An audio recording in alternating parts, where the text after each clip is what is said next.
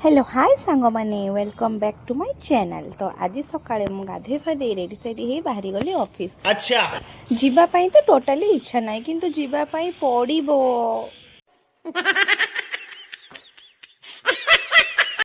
आ एठी मु किछ बाटो चली चली गला परे बापा को कहले गाड़ीटा बाहर कर म गाड़ी रे बसिकी उडी जीवा।